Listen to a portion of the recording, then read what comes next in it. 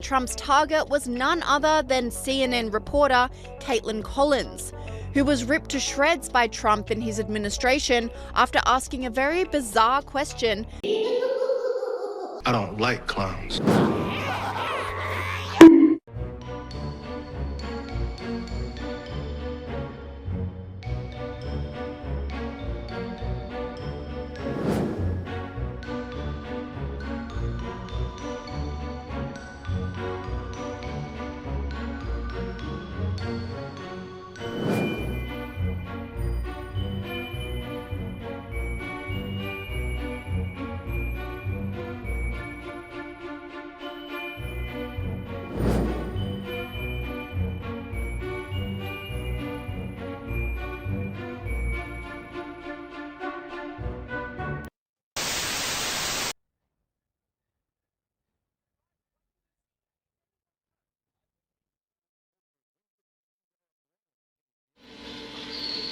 And it ain't no man.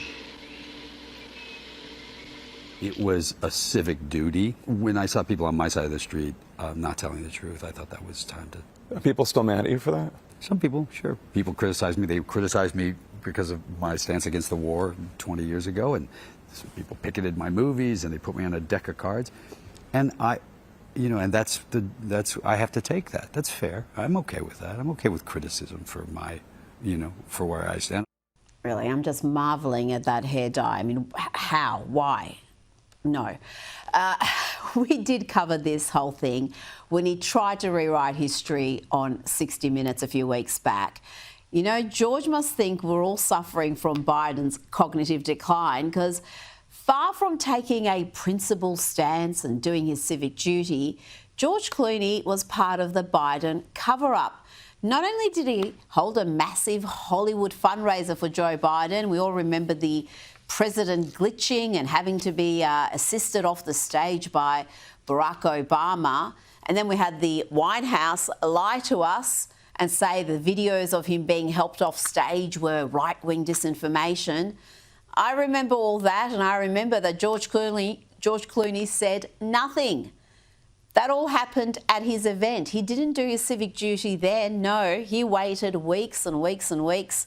Only after Biden had that disastrous debate performance against Donald Trump did George Clooney write that op-ed. In fact, a couple of weeks after the debate. Now, you cursed brat! Look what you've done! I'm melting! Melting! Oh, what a world! What a world!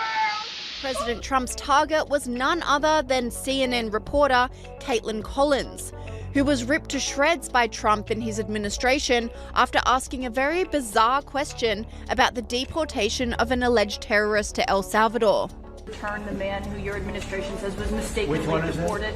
The man who was mistakenly deported to El Salvador? Well, let me ask, ma'am, would you answer that question? Sure, President. First and foremost, he was illegally in our country. He had been illegally in our country. And in 2019, two courts, an immigration court and an appellate immigration court, ruled that he was a member of MS-13 and he was illegally in our country.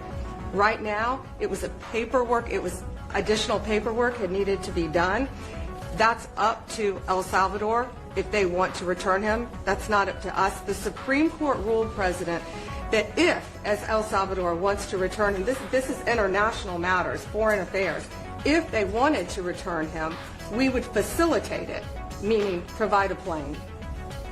And you are doing a great job. Thank you. Wait a minute. Can you just also respond to that question? Because, it's asked by CNN, and they always ask it with a slant, because they're totally slanted because they don't know what's happening. That's why nobody's watching them. But would you answer that question also?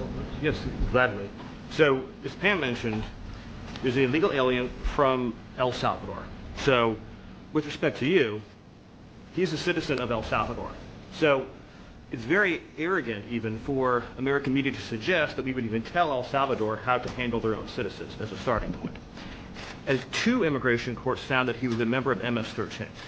When President Trump declared MS-13 to be a foreign terrorist organization, that meant that he was no longer eligible under federal law, which I'm sure you know, you're very familiar with the INA, that he was no longer eligible for any form of immigration relief in the United States.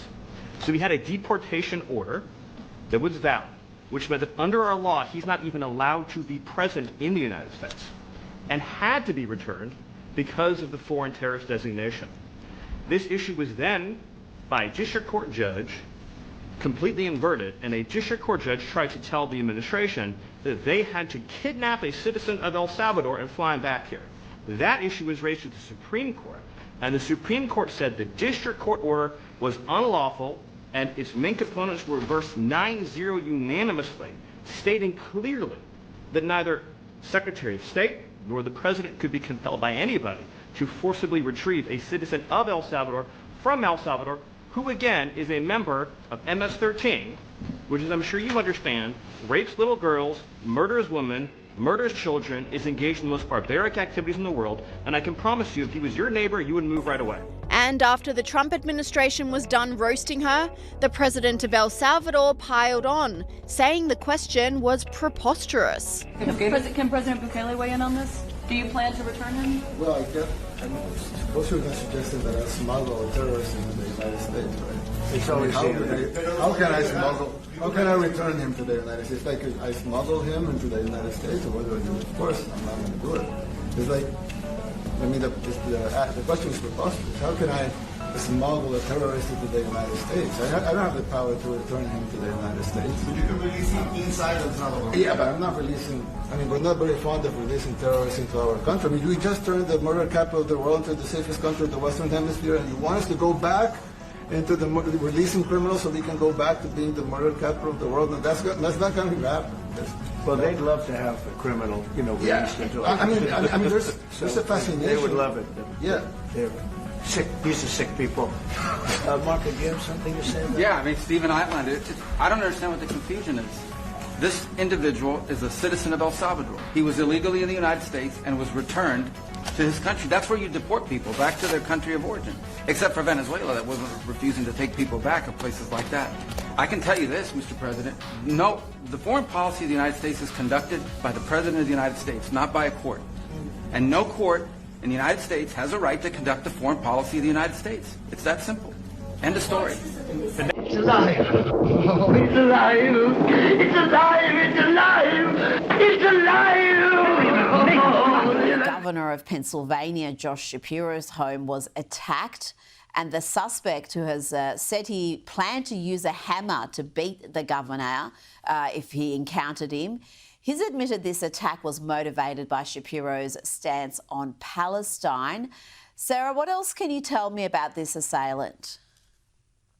Well, I mean, Rita, show me a violent radical and show me a Democrat, because they are one and the same these days. It's every single time you have these assailants who are motivated because the Democrats have gone out and they have intentionally riled people up. They tell people to take to the streets. They tell people to get up in Trump voters' faces. They tell people to get violent.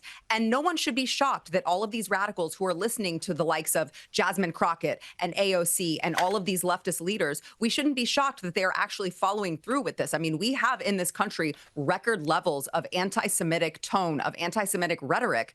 And you have, unfortunately, too many useful idiots in this country who are listening to it, who are amped up by the rhetoric, and they're moved to, quote, do something, even though it's, of course, the wrong thing to do. And so, of course, we have personal accountability that needs to be had in this particular situation. But there are just far too many people in this country who are quite comfortable going out and saying and then acting upon very, very violent rhetoric. And, personal accountability, sure, but I would say that the Democrats' rhetoric has a lot to do with the rise and the uptick in this violence. Here's a wand with a silencer on it. Why? But I ask again, why? ¿Lechuga? No quiere. ¿Pollito? Do you want cheese? You want broccoli? Broccoli.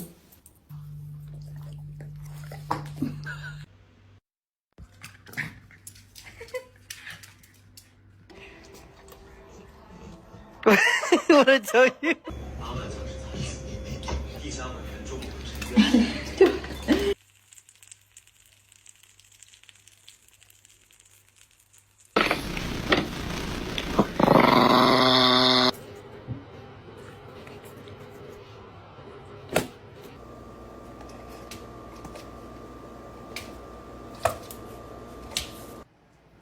Astro, try it.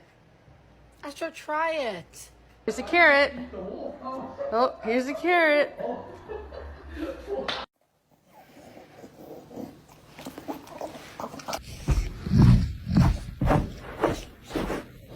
You don't want any? Would you like to just try it?